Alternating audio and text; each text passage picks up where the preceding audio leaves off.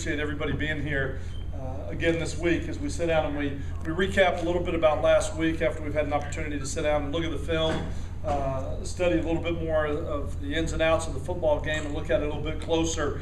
There are a lot of things in that game I'm proud of this football team for. Obviously, they won. I thought they competed extremely hard. I thought they played physical. I thought going into the game we said we wanted to be able to run the ball and we wanted to stop the run. Playing against the team that had the 5th leading rusher and defensively to hold them to 88 yards rushing and offensively to rush for 26 yards. We accomplished a lot of the things that we were trying to do coming into this game. I felt like if we allowed them to run and we had to rely on our passing game, it was going to be a long day in that game. And so that was really the emphasis as we came in.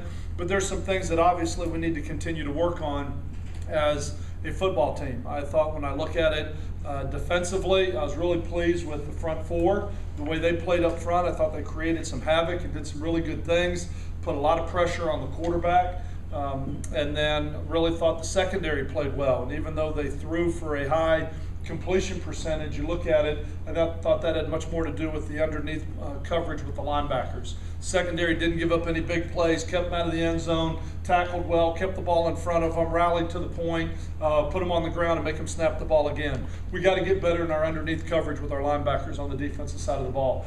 On the offensive side, really pleased with the running game with Demetrius Murray. I said before, Demetrius was a guy that was a redshirt freshman a year ago. He's sitting there looking at about 4 senior tailbacks ahead of him. Going to be a while before I have the opportunity to get on the field, and all of a sudden, because of some suspensions and injuries and some other things, he has been kind of thrown into a starting role, and he's really embraced it. He's done a great job. He's running hard, he's running physical, carrying over what he did at the Florida game. He tweaked his ankle the very first play of the game, continued to play, played the entire game with it.